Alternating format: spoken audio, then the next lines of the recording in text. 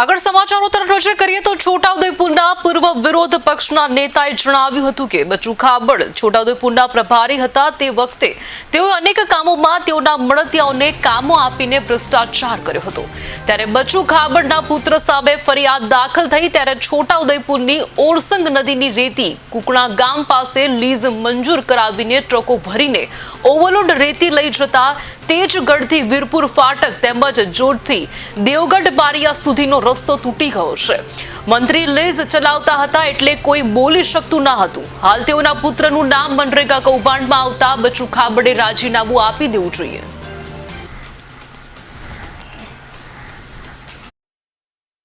ગરવી ગુજરાતના મારા તમામ સ્નેહી મિત્રો, શુભેચ્છક મિત્રો અને જેઓના હિતમાં ગુજરાતનું હિત હૈયામાં વસેલું છે તેવા તમામ શુભ નાગરિકોને વિનંતી કરું છું કે ગુજરાતના રાજકારણમાં ભારતીય જનતા પક્ષના વહીવટ આવ્યા પછી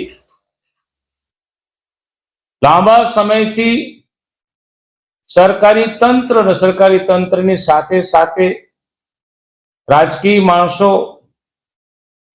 પોતાનો બિઝનેસ જમાવવા માટે તંત્રનો દુરુપયોગ કરે। હમણાં છેલ્લા 2 દિવસથી દાહોદના ગ્રામ વિકાસ એજન્સીના નિયામકશ્રીએ ફરિયાદ કરી જાતે પાપનો ઘડો મોભે ફૂટે એમ કહેવાય। અને એમાં જેના નામ આવે છે બચુભાઈ ખાબડ, મંત્રી શ્રી ભારત ગુજરાત સરકારના દીકરાનું નામ આવે છે।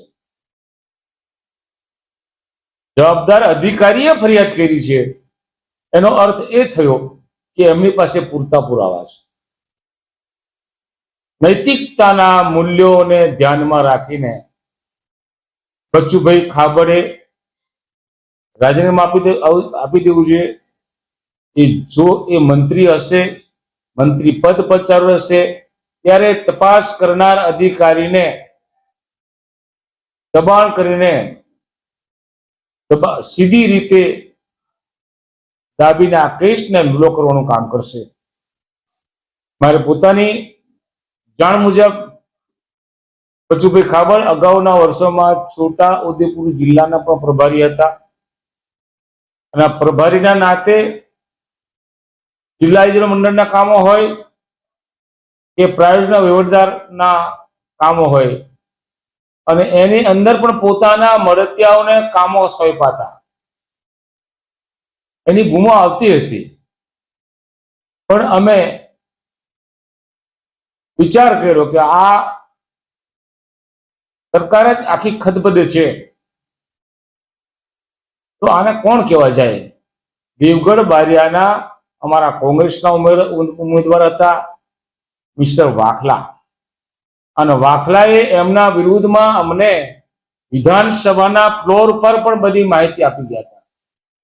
આ લાંબા સમયથી ચાલતું હતું અને લાંબા સમયથી ચાલતું હતું અને છેલ્લે દાહોદના જિલ્લા વિકાસ અધિકારી, કલેક્ટર અને ગ્રામ વિકાસના નિયામક શ્રી આ બધા અધિકારીઓ વિચાર્યું હશે, પૂછ્યો, અભિપ્રાય તો લીધો હશે, પછી આ ફરિયાદ દાખલ થઈ છે।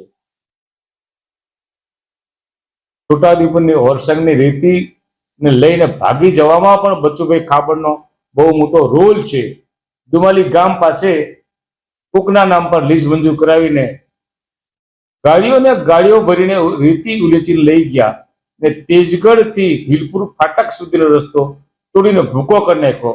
અને આપણે આગળ જઈએ તો જોજથી દેવગઢ બારિયા સુધી રસ્તો તૂટી ગયો છે। એને કારણે ઓવરલોડ ગાડીઓમાં આ રેતી લઈ જાય છે અને રેતી લઈ જવાના કારણે આ રસ્તો તૂટ્યો છે એવું લોકો સામેથી કહે છે। તમે આનો કોઈ કોને, તમે બધા એમાં સામેલ છો, મેં હું કામ કહું? તમે ભરવામાં સામેલ હોય, તમે ગાડીઓ પાસ કરવામાં સામેલ હોય તો પછી અમે શા માટે મોડું બગાડીએ? પણ સમય આવ્યો છે ત્યારે હું ચોક્કસ કહું કે બચુભાઈ ખાબડે નૈતિકતાના ધોરણે ચોક્કસ રાજીનામું આપવું જોઈએ અને મારી માંગ પણ છે કે તેઓ રાજીનામું આપે।